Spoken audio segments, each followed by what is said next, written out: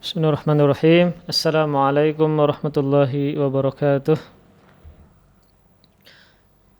Innal hamdalillah nahmaduhu wa nasta'inuhu wa nastahdihi wa na'udzu billahi min shururi anfusina wa min sayyiati a'malina may yahdihillahu fala mudilla lahu wa may yudlil fala hadiya lahu wa asyhadu an la ilaha illallah wahdahu la syarika lahu وأشهد أن محمدا عبده ورسوله لا نبي بعده قال الله تعالى في القرآن الكريم يا أيها الذين آمنوا اتقوا الله حق تقاته ولا تموتن إلا وأنتم مسلمون يا أيها الناس اتقوا ربكم الذي خلقكم من نفس واحدة وخلق منها زوجها وبث منهما رجالا كثيرا ونساء واتقوا الله الذي تساءلون به والأرحام إن الله كان عليكم رقيبا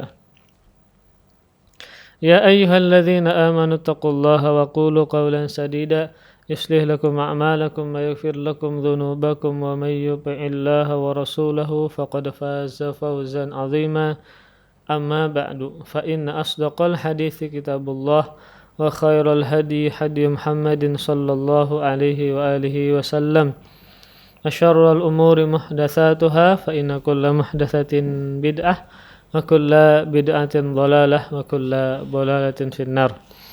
Alhamdulillah, marilah kita sama-sama senantiasa memuji dan bersyukur kepada Allah Azza wa Jalla atas limpahan karunia, limpahan kebaikan yang Allah masih memberikan kita dari ujung rambut sampai ke ujung kaki.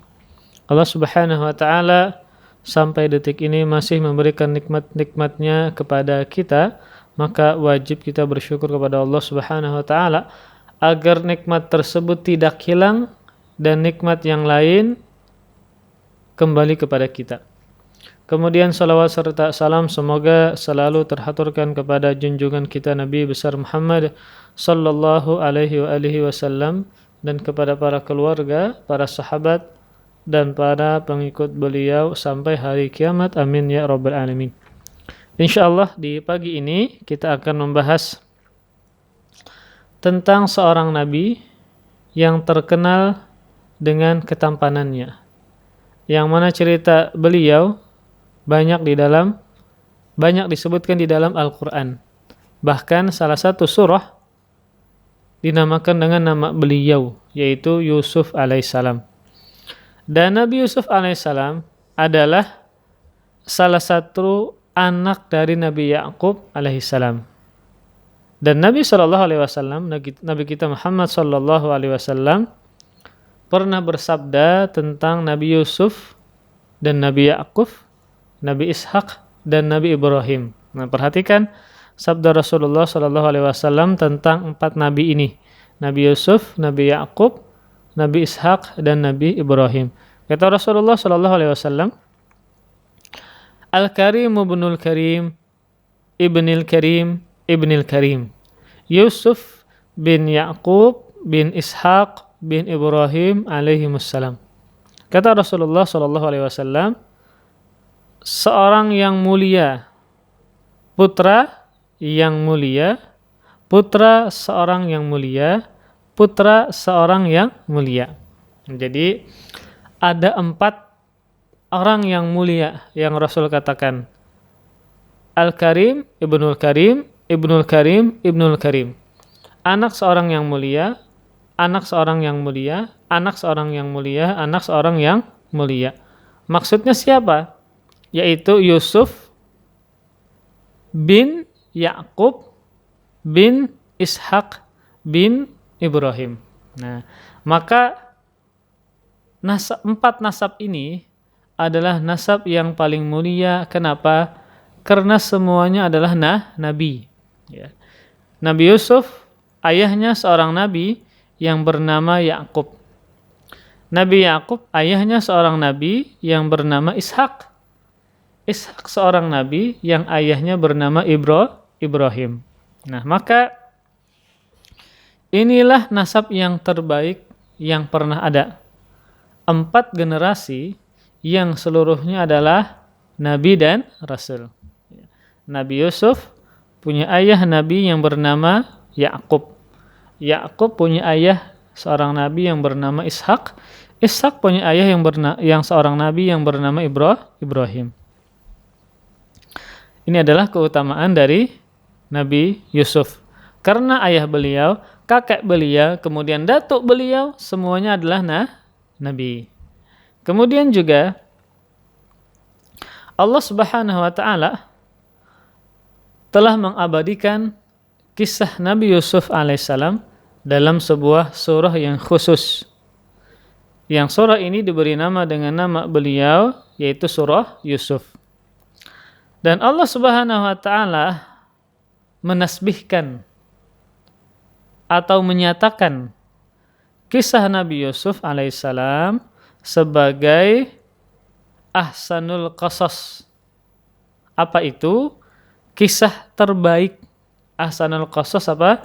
Kisah terbaik. Ini sebagaimana yang Allah sebutkan di dalam Al-Quran surah Yusuf ayat 3. Nahnu naqussu 'alaika ahsanal qasasi bima awhayna ilaika hadzal Qur'an wa in kunta min qablihi laminal ghafilin. Kata Allah Subhanahu wa taala, kami ceritakan kepadamu wahai Muhammad ahsanal qasas, cerita yang paling indah, cerita yang paling baik. Maksudnya cerita siapa? Cerita Nabi Yusuf. Dengan mewahyukan Al-Quran ini kepadamu, dan sungguh kamu sebelum Nabi Yusuf adalah termasuk orang-orang yang belum mengetahui. Nah, di sini Allah Subhanahu wa taala mengatakan, kami akan ceritakan kepadamu wahai Muhammad cerita yang terbaik, cerita yang paling indah. Maksudnya apa? Cerita Nabi Yusuf alaihi salam.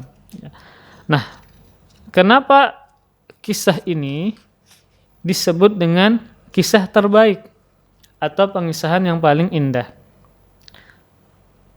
Kenapa demikian? Kenapa Allah Subhanahu wa taala mengatakan kisah Nabi Yusuf adalah ahsanul qasas, kisah yang paling indah, kisah yang paling baik? Dikarenakan adalah banyaknya perubahan kondisi yang disebutkan dalam surah ini. Apa perubahan kondisi tersebut? Dari satu ujian menuju ujian yang lain. Contoh Nabi Yusuf alaihissalam, ya, ketika dia dibuang oleh saudara-saudaranya, kemudian diambil oleh kafilah, yang mana kafilah ini menjadikan dia sebagai budak. Ujian dari dibuangnya beliau oleh saudara-saudaranya, kemudian dijadikan budak dengan dijual belikan. Ini adalah ujian menuju ke ujian yang berikutnya. Kemudian juga kisah ini menunjukkan ujian menuju kenikmatan. Beliau diuji oleh Allah Subhanahu wa taala, dibuang dalam sumur, dijadikan budak. Kemudian ketika beliau dewasa, di akhir cerita beliau menjadi seorang menteri, menjadi seorang yang punya kedudukan tinggi. Ujian berubah menjadi kenikmatan. Dan juga perubahan dari kehinaan menjadi kejayaan.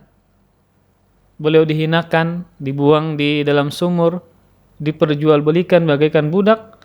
Namun ketika beliau dewasa, ya, kemudian bertemu dengan seorang raja, memberikan solusi, akhirnya beliau diangkat sebagai seorang menteri. Kemudian juga cerita ini juga ada perubahan budak menjadi kekuasaan, ya. Kemudian juga dari perpecahan dan perpisahan menjadi persatuan dan kebersamaan. Beliau dipisahkan oleh saudara-saudarinya, dipisahkan dari orang tuanya, yaitu yang bernama Nabi Yakub. Terpisah lama. Namun di akhir cerita, akhirnya beliau bertemu dengan saudara-saudaranya kembali, bertemu dengan ayahnya, bersama lagi. Asalnya terpisah, kemudian bersama. Kemudian juga ada perubahan berupa kesedihan menjadi kebahagiaan, ya. Ayah beliau, Nabi Yakub, begitu sedih ketika Yusuf berpisah dengan beliau. Sedih sekali sampai akhirnya kedua mata beliau mengalami kebutaan. Sangat sedih. Namun ketika bertemu lagi dengan Nabi Yusuf, kembali lagi kedua mata beliau dan beliau melihat Nabi Yusuf bersama lagi, maka menjadi bahagia. Kemudian bagaimana cerita kondisi negara beliau yang ternyata kemarau, ya, yang asalnya makmur menjadi kemarau. Kemudian dari kemarau menjadi makmur lagi. Kenapa asalnya kemarau menjadi makmur?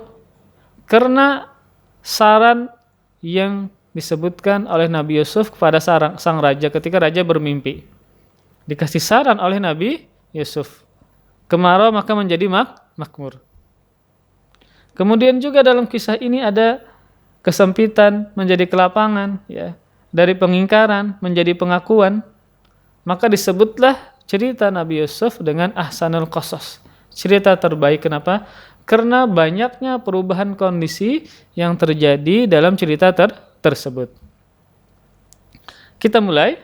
Maka kisah Nabi Yusuf ini diawali dengan mimpi agung yang dialami oleh Nabi Yusuf alaihissalam. Kemudian beliau kabarkan mimpi tersebut kepada ayah beliau, Nabi Ya'qub. Allah Subhanahu wa taala berfirman di surah Yusuf ayat 4. Idz qala Yusufu li abihi ya abati inni ra'aitu ahada asyara kawkaba wasyamsa wal qamara ra'aituhum li sajidin. Kata Allah Subhanahu wa taala, dan ingatlah ketika Yusuf berkata kepada ayahnya, "Ya abati, wahai ayahku, sungguh aku bermimpi melihat 11 bintang dan matahari dan bulan. Kulihat di dalam mimpi tersebut semuanya sujud kepadaku," kata Nabiullah Yusuf alaihissalam. Maka zahir dari mimpi ini adalah sangat agung, sangat mulia.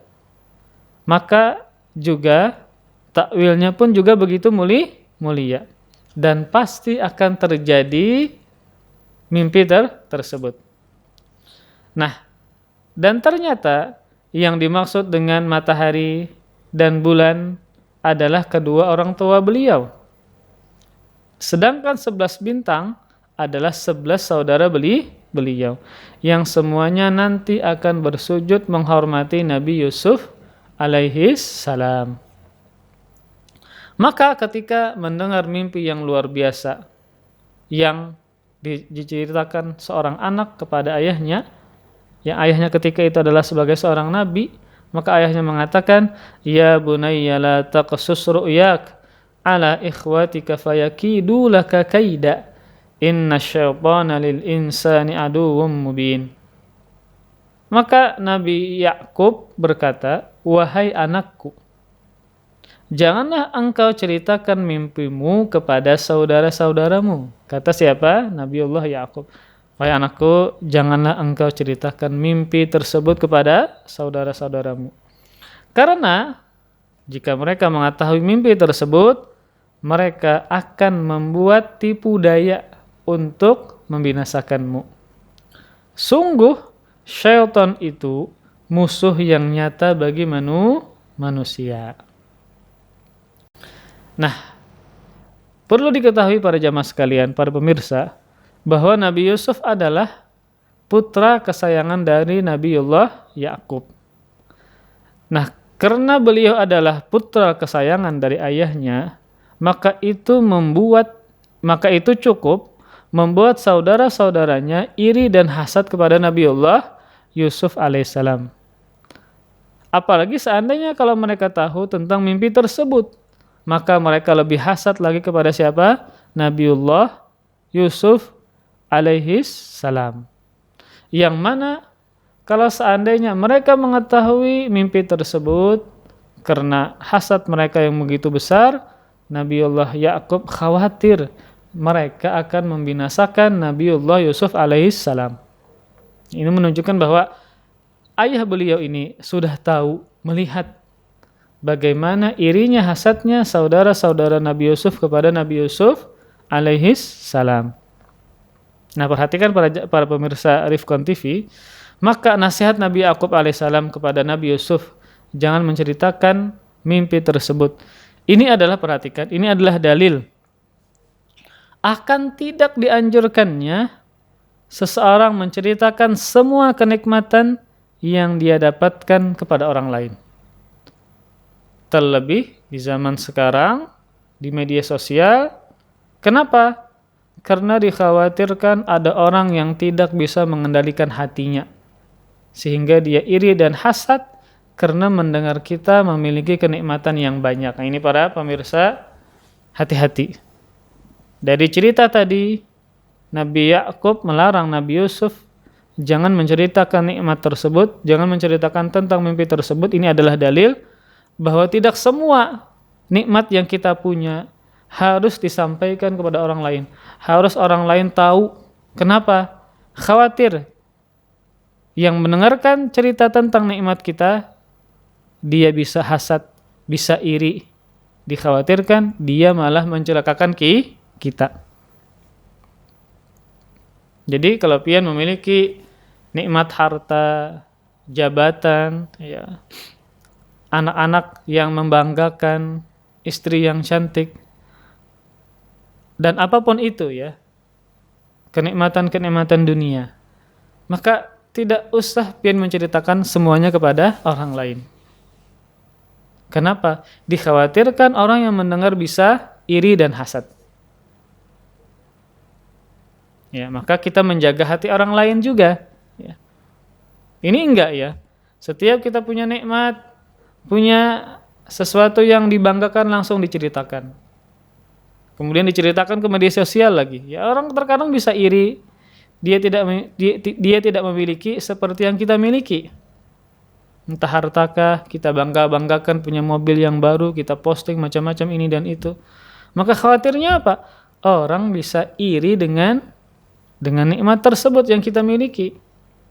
Maka perhatikan para pemirsa semuanya. Jangan sampai kita menjadi apa? Sebab orang hasad dengan kita. Ya. Maka juga kita lihat kepada siapa kita menceritakan nikmat-nikmat tersebut. Kalau seandainya yang kita kisahkan, ceritakan tentang nikmat kita, orangnya ini amanah, bisa menjaga hati, maka silahkan.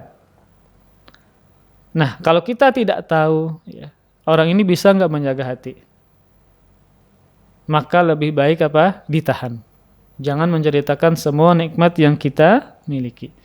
Nah, ketika kita ditanya bagaimana gajimu misalnya, bagaimana rumahmu misalnya, bagaimana mobil-mobilmu, dia ada seseorang yang bertanya tentang benda-benda yang kita miliki, maka jawab saja secara global. Alhamdulillah, semua itu adalah milik Allah Subhanahu wa taala. Alhamdulillah masih baik. Tidak perlu kita mengatakan alhamdulillah mobil saya ada lagi yang terbaru saya beli, harganya demikian. Ada berapa buah, yang di Banjarmasin ini cuma satu aja yang punya saya. Oh, jangan diperinci. Maka cukup apa? Jawab secara global saja. Alhamdulillah, semua adalah milik Allah Subhanahu wa taala. Apalagi kita kasih nasihat ya, itu adalah dunia yang ternyata lebih baik kita salat sunnah qabliyah subuh 2 rakaat dibandingkan dengan seluruh dunia dan seisinya. Ya.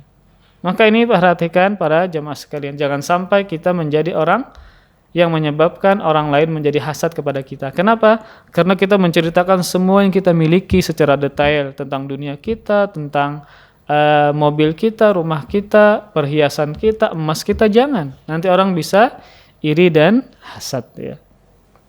Orang kasihan ya, kasihan orang tersebut. Kita juga khawatir kita kena ain nanti. Matanya hasad, sangat iri dengan kita. Akhirnya entah terjadi keburukan dengan kita, harta benda kita bisa juga terjadi keburukan. Ya, maka perhatikan para pemirsa.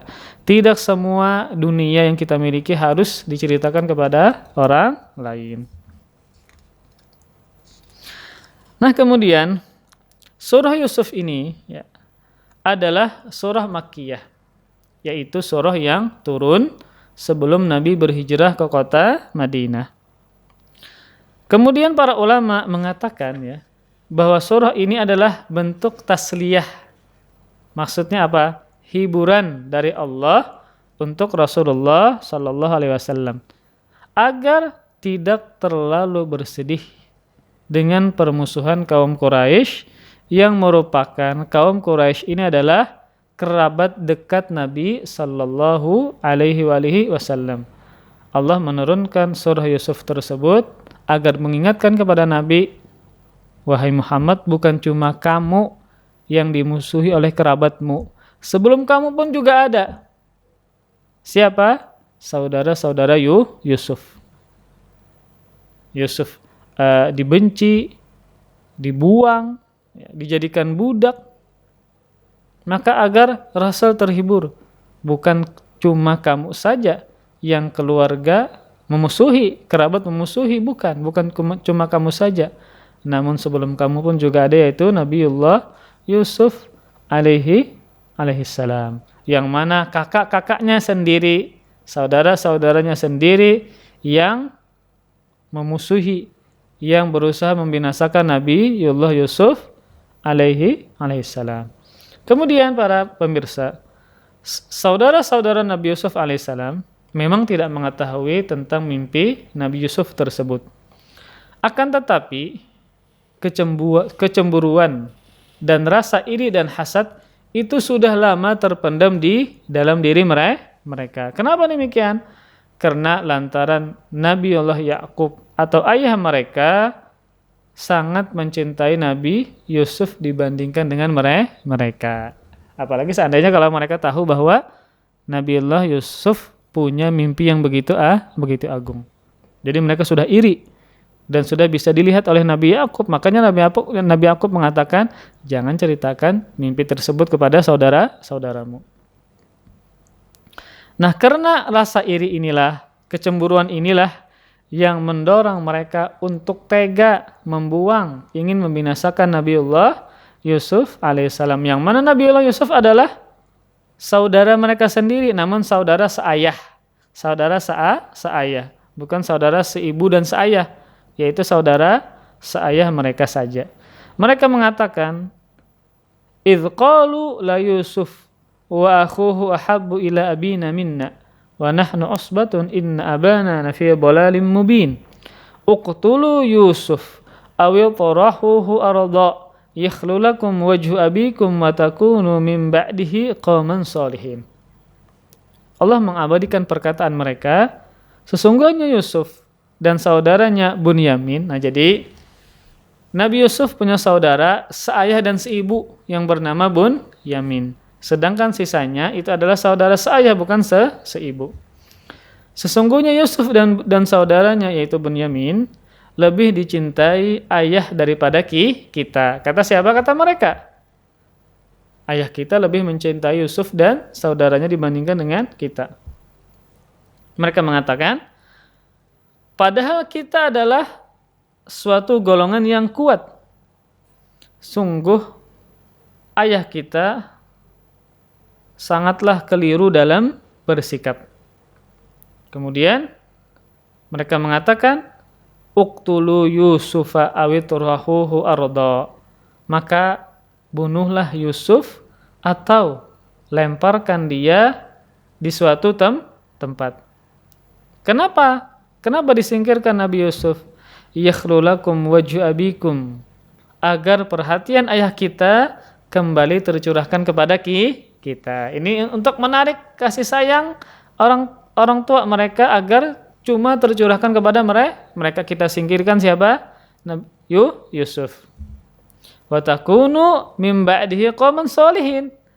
Baru setelah itu, setelah kita singkirkan Yusuf, kita menjadi orang yang soleh, orang yang baik. Nah, ini perhatikan para pemirsa. Jadi dalam ayat ini mereka merencanakan dengan matang, dengan ide untuk apa? Berbuat sekali maksiat saja, yaitu dengan membunuh atau membuang Nabi Yusuf. Kemudian setelah itu mereka bertobat menjadi orang soleh. Nah, ini perhatikan. Setelah mereka bermaksiat dengan cara membunuhkah atau membuang Nabi Yusuf, lalu mereka bertobat dan menjadi orang soleh. Perhatikan pelajarannya adalah, ini adalah peringatan bagi kita untuk berhati-hati dengan tipu daya iblis yang sering menjangkiti orang soleh. Apa itu? Iblis membisikkan kepada orang soleh bahwa Allah maha luas ampunannya, kemudian membuatnya berani untuk bermaksiat kepada Allah walaupun cuma sekali, kemudian setelah itu bertobat kepada Allah Subhanahu wa taala dan kembali kepada Allah. Ini perhatikan talbisu iblis, tipu daya iblis kepada orang soleh, kepada orang baik. Iblis membisikkan, mewaswasi orang yang soleh, tidak mengapa kamu kerjakan maksiat. Allah maha pengampun. Rahmat Allah luas. Nanti kamu setelah bermaksiat langsung bertobat kepada Allah. Langsung kembali kepada Allah Subhanahu wa taala. Maka kita ketika dibisikkan dengan hal tersebut, janganlah tergoda dengan tipu daya tersebut. Kenapa? Karena kalau kita bermaksiat, belum tentu dapat jaminan dari taubat. Belum tentu bisa bertobat kepada Allah Subhanahu wa taala. Kenapa juga? Jangan-jangan kita malah terlena. Akhirnya menjadi kebiasaan. Atau bisa jadi ketika bermaksiat Allah cabut ruh kita wal iyadzubillah. Ini perhatikan. Dari cerita tadi kan saudara Nabi Yusuf mengatakan kita bunuh atau kita buang dia. Nanti setelah itu kita bertobat jadi orang saleh. Ini adalah talbisu iblis, tipu muslihat iblis kepada orang baik, kepada orang soleh. Merayu mereka agar bermaksiat. Nanti setelah itu bertaubat kepada Allah. Allah Maha Pengampun, Allah menerima taubat. Maka jangan sampai kita tertipu dengan tipu daya iblis. Kenapa? Karena kita nggak tahu apakah kita diberi hidayah untuk bertaubat kepada Allah Subhanahu wa taala, atau kita malah terlena, malah semakin menjadi-jadi dan menjadi kebiasaan bermaksiat kepada Allah. Ataukah ternyata Allah cabut ketika kita bermaksiat kepada Allah Subhanahu wa taala. Maka hati-hati para jamaah sekalian. Nah, Nabi Yusuf alaihissalam memiliki satu saudara kandung yang bernama Benyamin dan 10 orang saudaranya yang seayah. Jadi kan tadi dalam mimpi tersebut bahwa matahari dan bulan ini adalah orang tuanya, kedua orang tua Nabi Yusuf. Kemudian 11 bintang, ini adalah saudara-saudara beliau. 1 saudara kandung, 10-nya adalah saudara seayah. Nah, para saudara seayah inilah yang merencanakan kejahatan tersebut. 10 orang yang saudara seayah, bukan Bunyamin. Dan dalam proses musyawarah jahat tadi, maka salah satu yang bijak di antara mereka mengatakan, la taqtulu Yusufa wa alquhu fi ghayabatil jubbi yaltaqithu ba'dus sayyarah in kuntum fa'ilin. Surah Yusuf ayat 10. Ketika mereka bermusyawarah dengan musyawarah yang jahat, ide yang jahat, maka salah satu di antara mereka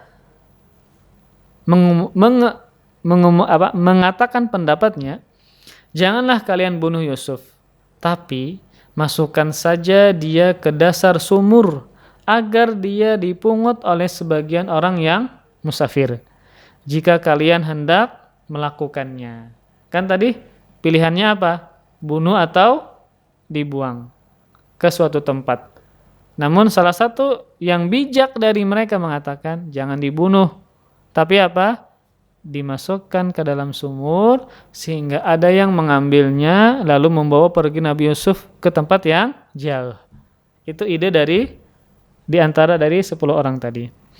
Akhirnya pun mereka memutuskan untuk menjalankan rencana yang terakhir ini, yaitu apa? Memasukkan Nabi Yusuf ke dalam sumur sehingga dipungut oleh sebagian orang safar dan pergi ke tempat yang jauh.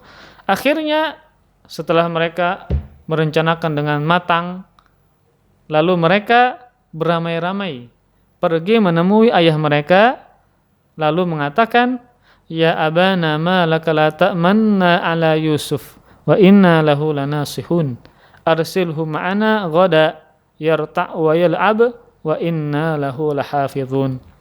Surah Yusuf ayat 11 dan 12. Ya abana, wahai ayah kami, mengapa engkau tidak mempercayakan Yusuf kepada kami? Bukankah kami adalah orang-orang yang benar-benar menginginkan kebaikan untuknya? Biarkan dia pergi bersama kami besok pagi. Mereka merayu ayah mereka agar dia dapat bersenang-senang dan bermain-main, dan kami pasti menjaganya, kata mereka. Jadi mereka merayu ayah mereka agar mengizinkan mereka pergi bersama Nabi Yusuf. Untuk apa? Bersenang-senang dan bermain. Pasti kami jaga, kata mereka. Jadi kalau seandainya Nabi Yusuf cuma di rumah, otomatis kan bosan. Maka izinkanlah sekali saja pergi bersama kami ke padang rumput. Maka sang ayah Nabi Yakub menjawab, Inni la yahzununi an tadhhabu bihi wa akhafu ay ya'kulahu adh-dhi'bu wa antum anhu ghafilun. Kata ayahnya mengatakan, aku akan sangat bersedih jika kalian pergi membawanya. Ini menunjukkan sayangnya ayah kepada Nabi Yusuf. Berpisah sebentar saja beliau tidak mau. Kenapa? Aku akan sedih kalau berpisah dengannya, kata Nabiullah Yakub. Kemudian wa akhafu, dan saya khawatir dia dimakan oleh serigala, sedangkan kalian lengah dari Nabi Yusuf. Jadi ini menunjukkan apa? Betapa sayangnya Nabiullah Yakub kepada Nabi Yusuf. Tidak mau berpisah walaupun cuma sebentar. Dan kekhawatiran beliau terjadi apa-apa kepada Nabi Yusuf, entah dimakan serigala ataupun yang lainnya. Dan ini keputusan yang berat ketika beliau mengizinkan Nabi Yusuf pergi bersama mereka. Nah, mendengar kekhawatiran yang berlebihan dari ayahnya, maka mereka tidak putus asa. Tetap membujuk, mereka mengatakan, La in akalahu dhi'bu wa nahnu usbah, inna idzal la khasirun. Kata mereka, sungguh jika dia dimakan serigala, padahal kami adalah sekelompok orang yang kuat, tentu kami benar-benar orang-orang yang merugi. Maksudnya apa? Mereka meyakinkan ayah mereka bahwa kami adalah sekumpulan orang yang kuat-kuat. Tidak mungkin serigala bisa mengambil, menerkam, atau membahayakan Nabi Yusuf. Kami adalah orang-orang yang kuat.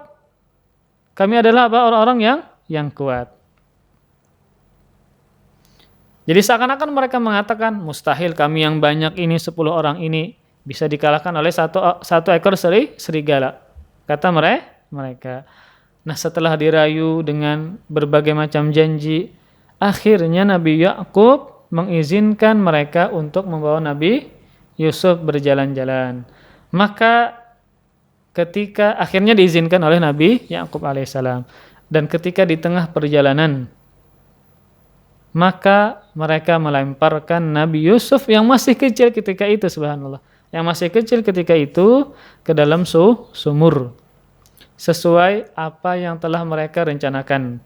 Dan ketika itu jugalah Allah Subhanahu wa taala langsung mewahyukan kepada Nabi Yusuf alaihissalam, la tunabbi'annahum bi amrihim hadza wa hum la yash'urun. Kata Allah Subhanahu wa taala mewahyukan kepada Nabi Yusuf, engkau wahai Yusuf, kelak pasti akan menceritakan langsung perbuatan ini kepada mereka sedangkan mereka tidak menyadarinya.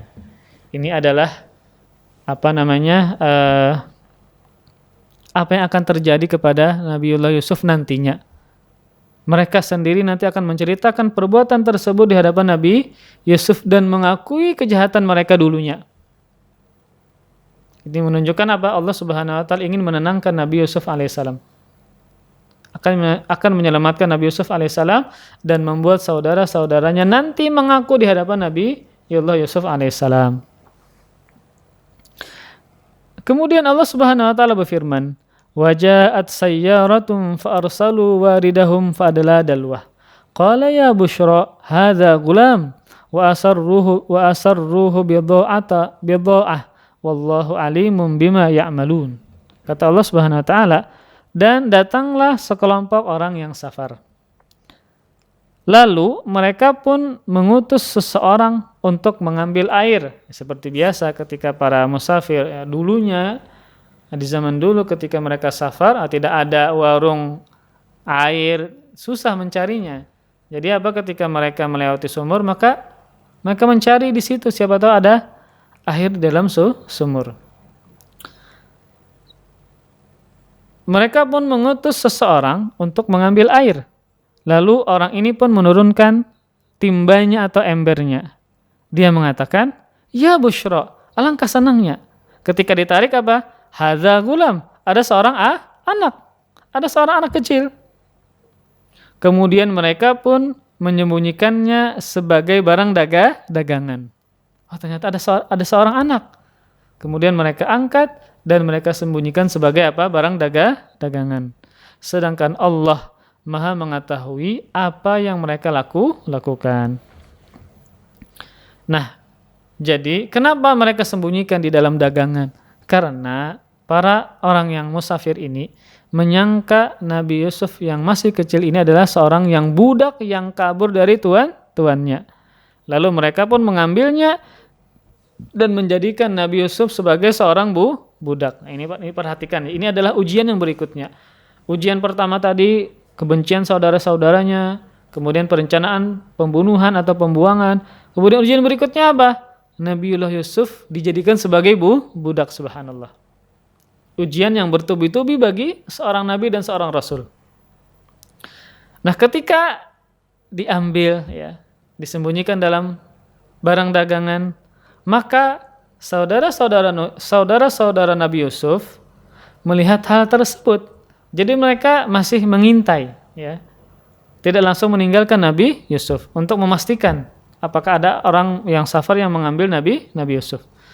Melihat hal tersebut, maka saudara-saudara Nabi Yusuf yang sedari tadi mengintai di sekitar sumur, ya, mengintai sumur tersebut, maka mereka mendatangi kafilah tersebut sambil mengatakan bahwa Yusuf itu atau anak tersebut adalah budak mereka yang lepas. Jadi ketika Nabi Yusuf diambil disembunyikan di barang dagangan dan saudara-saudaranya mengetahui, lalu mereka menghampiri kafilah tersebut dan mengatakan, anak tersebut adalah budak kami yang kabur. Kata siapa? Saudara-saudara Nabi Yusuf. Nah, jadi mereka mengatakan, kalau seandainya kalian mau mengambilnya, kasih kami bayaran. Kenapa? Karena itu adalah budak kami yang lepas. Akhirnya pun Nabi Yusuf dibeli dengan harga yang murah.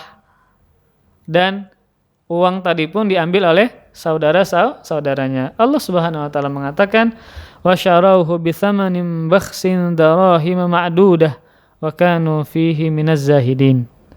Surah Yusuf ayat 20. Kata Allah Subhanahu wa taala, dan mereka saudara-saudara Yusuf menjual Nabi Yusuf dengan harga yang rendah. Dengan harga yang rendah, yaitu beberapa dirham. Sebab mereka tidak tertarik kepada Nabi Yusuf. Kenapa mereka menjual Nabi Yusuf dengan harga murah? Ya karena Nabi Yusuf ingin disingkirkan oleh mereka, ingin dijauhkan dari mereka, dari ayahnya. Maka dijual dengan harga yang murah saja. Karena mereka tidak menyukai Nabi Yusuf, silakan jual dengan kami dengan harga yang murah. Jadi bagi mereka tidak masalah Nabi Yusuf dijual dengan harga murah. Kenapa? Karena mereka ingin menghindarkan, menjauhkan ayah mereka dari Nabi Yusuf, ingin membuang Nabi Yusuf alaihissalam. Maka transaksi pun terjadi, akhirnya Nabiullah Yusuf dijual dan dibawa oleh kafilah tersebut. Maka selanjutnya Allah Subhanahu wa taala berfirman, "Waja'u abahum isya'an yabkun, qalu ya abana inna dhahabna nastabiqu wa tarakna Yusuf inda mata'ina fa akalahu adh-dhi'bu wa ma anta bimu'minin lana walau kunna shadiqin." Kata Allah Subhanahu wa taala yang artinya, kemudian mereka datang kepada ayah mereka pada petang hari atau pada sore hari sambil menangis. Jadi mereka acting ya, pura-pura. Ketika di sore hari mereka datang menemui ayah mereka sambil menangis. Mereka mengatakan, "Ya abana, wahai ayah kami, sesungguhnya kami pergi berlomba-lomba dan kami tinggalkan Yusuf di dekat barang-barang kami. Lalu dia dimakan serigala. Dan engkau tentu tidak akan percaya kepada kami sekalipun kami mengatakan yang sebenarnya." Jadi mereka pura-pura nangis, ya datang kepada ayahnya dengan mengatakan apa? Ketika kami bermain, berlomba-lomba, kami taruh Yusuf di samping barang-barang kami. Ternyata ada serigala, kemudian dimakan serigala. Dan sebenarnya mereka ini menunda pulang mereka sampai malam hari. Agar apa? Agar mengesankan adanya musibah yang besar yang menimpa mereka di perjalanan. Ini perhatikan rencana mereka. Jadi sengaja pulangnya terlambat sore hari atau malam hari. Agar mengesankan ada sebuah musibah besar yang terjadi, akhirnya mereka terlambat. Dan agar lebih sempurna lagi rencana mereka, pernyataan mereka poles dengan apa? Dengan tangisan. Dan juga mereka menyatakan alasan atau pernyataan yang mengesankan bahwa Yusuf benar-benar dimakan oleh serigala.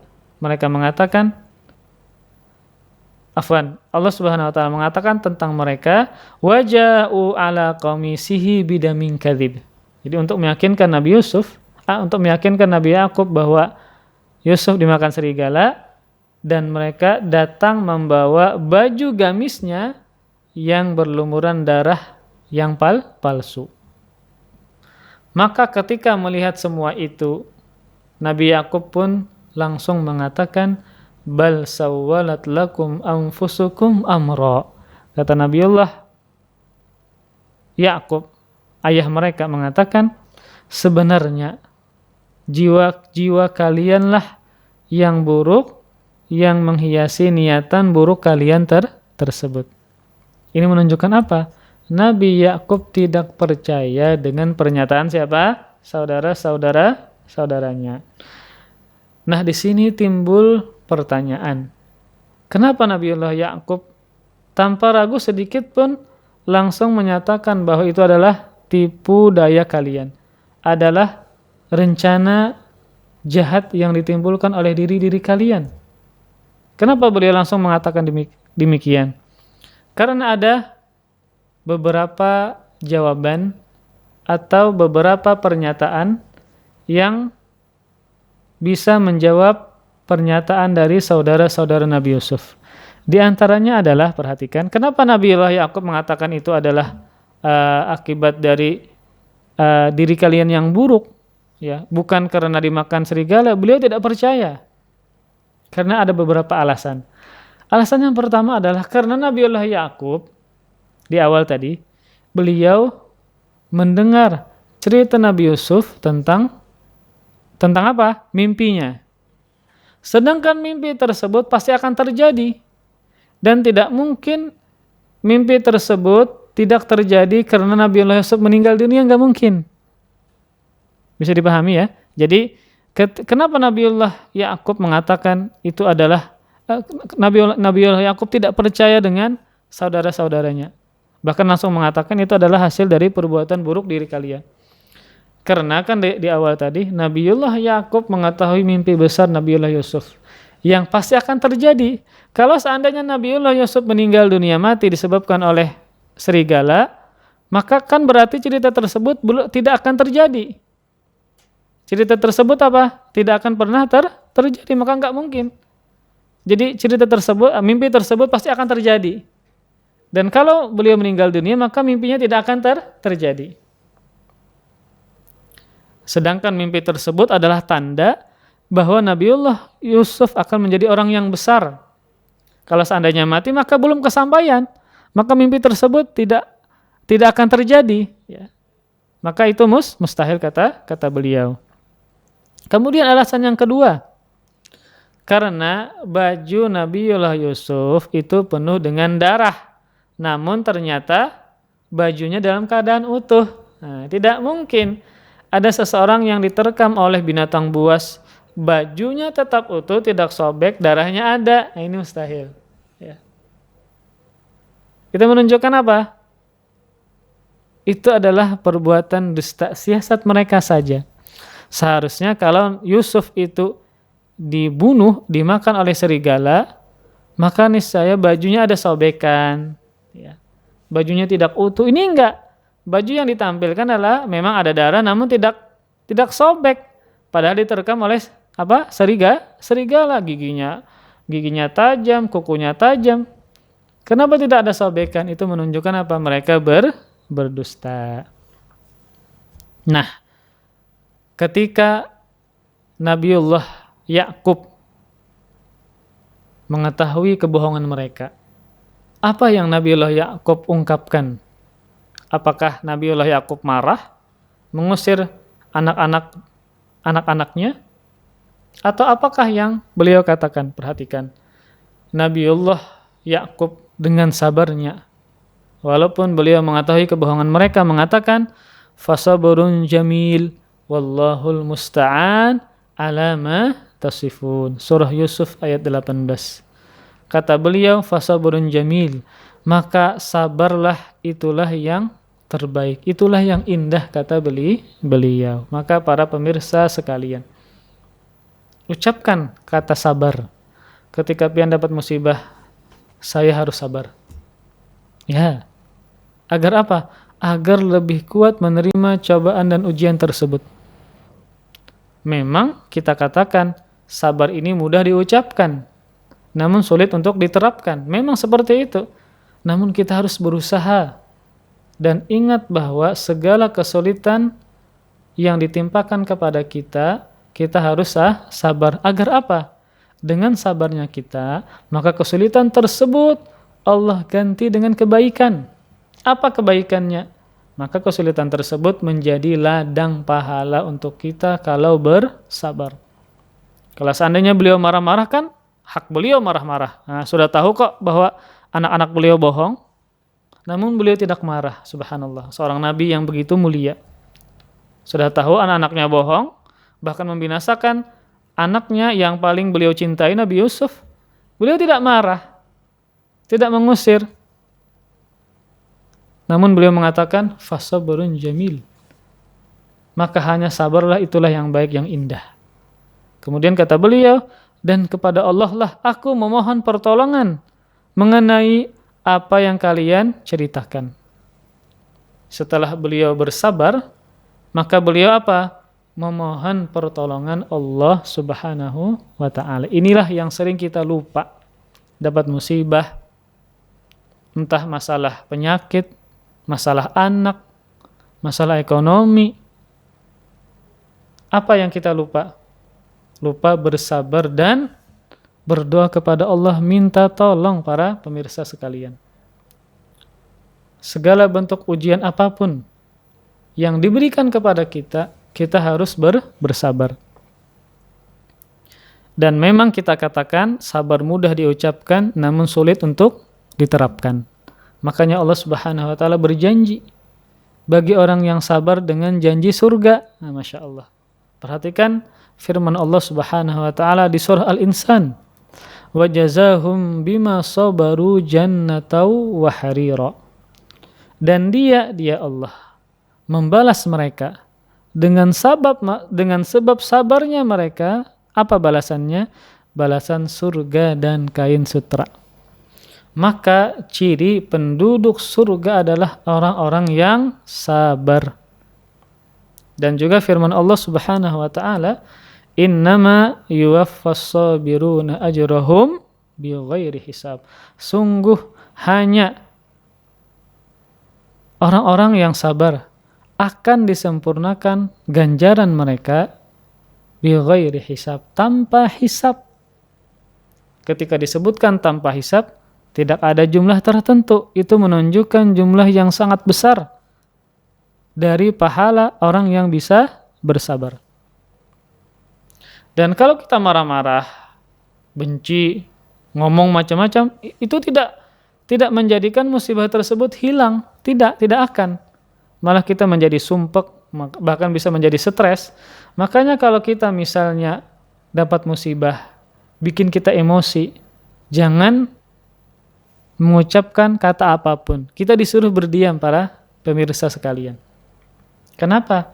Karena kalau kita berbicara ketika kita mendapatkan kesulitan, ketika kita emosi kita, ada orang yang berusaha untuk menaikkan emosi kita. Kalau kita berkata-kata akan mengeluarkan kata-kata yang kotor. Maka disuruh untuk berdiam. Nah, Nabi Yakub alaihissalam beliau mengatakan fasabrun jamil. Maka sabar itulah yang indah. Kemudian apa? Wallahul musta'an. Dan Allah lah yang diminta tolong. Ini perhatikan para pemirsa sekalian. Maka hendaklah kita senantiasa minta tolong kepada Allah Subhanahu wa taala. Bukan cuma minta tolong dihindarkan dari siksa api neraka, bukan. Ketika kita juga dapat musibah. Minta tolong agar kita bisa sabar, agar diganti yang lebih baik, ya. Jangan sampai kita lupa dengan Allah Subhanahu wa taala ketika dapat musibah, dan juga ketika kita dapat nikmat. Senantiasa kita menyandarkan musibah dan juga nikmat, menyandarkan kepada siapa? Kepada Allah Subhanahu wa taala. Agar apa? Agar hati kita menjadi tenang. Ini ketika dapat musibah, kalang kabut, stres, banyak pikiran macam-macam. Kenapa? Karena tidak tahu caranya. Bingung mau mengerjakan apa ketika dapat musibah. Maka sebagai seorang hamba jangan sampai bingung ketika dapat musibah. Dapat kesulitan, dapat ujian dari Allah Subhanahu wa taala. Sandarkan langsung kepada Allah Subhanahu wa taala. Musibah tersebut sudah Allah takdirkan. Kalau saya sabar maka menjadi ladang pahala untuk saya. Ya. Jangan sampai apa? Stres ketika dapat musibah. Stres kenapa? Karena tidak tahu caranya bagaimana menyikapi musibah. Ini perhatikan seorang nabi yang mulia, seorang ayah yang sangat cinta kepada anaknya. Ternyata dipisahkan oleh saudara-saudaranya, kemudian dicelakakan. Kemudian saudara-saudaranya malah berdusta. Dan beliau tahu, namun beliau tidak stres, tidak marah-marah, tidak mencaci maki, tidak mengusir, bahkan beliau mengatakan apa? Fasabrun jamil. Maka sabar itulah yang indah, itulah yang baik. Wallahul musta'an. Dan Allah lah yang diminta pertolongan. Hendaklah kita senantiasa mengingat Allah Subhanahu wa taala, menyandarkan kepada Allah Subhanahu wa taala ketika dapat musibah kah atau mendapatkan nikmat. Wallahu a'lam bissawab. Kita cukupkan sampai di sini. Insyaallah akan kita teruskan di pertemuan berikutnya, masih tentang cerita Nabiullah Yusuf alaihissalam. Insyaallah akan kita sambung di hari Kamis, ya, di hari Kamis, karena insyaallah selama bulan Ramadan ulun-ulang kisah para nabi di Rifqan TV jam 10 itu ada 3 hari, yaitu Kamis, Sabtu dan Senin, ya. Kamis, Sabtu dan Senin setiap hari itu pada jam 10 pagi insyaallah taala. Demikian yang bisa ulun sampaikan, semoga bermanfaat. Salah khilaf ulun mohon maaf. Mudah-mudahan Allah Subhanahu wa taala mengampuni segala dosa kita, dan mudah-mudahan Allah Subhanahu wa taala menjadikan kita orang yang bersabar ketika dapat musibah, dan menjadikan orang yang pandai bersyukur ketika dapat nikmat. Dan mudah-mudahan Allah Subhanahu wa taala senantiasa memberikan taufik kepada kita, mudah dalam beramal soleh dan mampu meninggalkan perbuatan-perbuatan maksiat, terlebih di bulan Ramadan. Dan mudah-mudahan Allah Subhanahu wa taala menerima seluruh amal ibadah yang kita kerjakan. Amin ya rabbal alamin. Wassallallahu ala nabiyyina Muhammad wa ala alihi wa sahbihi wa baraka wa sallam. Subhanakallahumma bihamdika asyhadu an la ilaha illa anta astaghfiruka wa atubu ilaik. Wassalamualaikum warahmatullahi wabarakatuh. Terima kasih. Jazakumullah khairan wa barakallahu fikum. Video ini dibuat atas partisipasi dari donasi Anda. Semoga menjadi amal jariah bagi Anda semuanya.